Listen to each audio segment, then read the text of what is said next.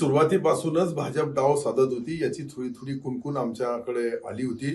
पहिल्यांदा 6 लोक घेऊन ते 5-6 दिवस बाहेर होते. सोनवणे, काही त्याच्यामधले आमचे लोकांचा त्याच्यामध्ये बनवटीचा सदस्य वगैरे असे 6 लोकांना ते घेऊन गेले. त्यावेळेसच आम्हाला शंका झाली, पण मी दुःखामध्ये असल्यानंतर मी त्याच्यामध्ये इंटरफेअर केला नाही. परंतु या गेल्या 4 दिवसामध्ये जी घडलेली घटना आहे का सन्माननीय उदयजी सामंत साहेब आमचे उद्योगमंत्री आणि रवींद्रजी चव्हाण साहेब यांच्यामध्ये झालेला संवाद, यांच्यामध्ये झालेलं बोलणं, आमच्या भोमरे साहेब होते, त्यानंतर आमदार भोमरे साहेब आणि मला असं वाटतं का तिन्ही आमदार होते.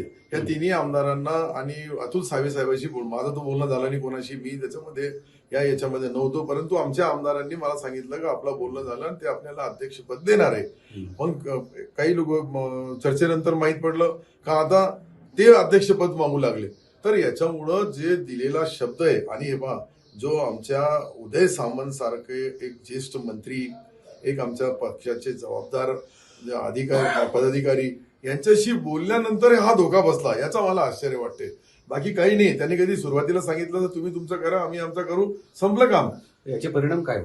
याचे परिणाम पुढच्या भविष्याच्या निवडणुकीमध्ये त्यांच्या वरिष्ठांनी, आमच्या वरिष्ठांनी याच्यामध्ये इंटरफेअर केला नाही आणि याला व्यवस्थितशीर दोघाला विश्वासात घेऊन पुढची वाटचाल केली नाही तर याचे परिणाम भोगावे लागतील. मी स्पष्ट बोलू लागलो. शेवटी जिल्हा परिषद ही जी निवडणूक आहे ही अनेक वर्षापासून भारतीय जनता पार्टी आणि शिवसेना यांची कधी युती राहायची, कधी नाही राहायची. परंतु शिवसेनेची सत्ता सातत्याने महापालिका असेल, जिल्हा परिषद असेल, या ठिकाणी या संभाजीनगर त्यावेळच्या औरंगाबादमध्ये स्वर्गीय बाळासाहेबापासून ही जी परंपरा आहे त्या परंपरेला धोका बसलेला आहे. आणि हे जे त्यांनी जी आमच्या सोबत जी गद्दारी केली, या गद्दारीमध्ये विश्वासघात झाला. मी तर पहिल्यापासूनच बोलतो विश्वासघात होणार आहे, विश्वासघात.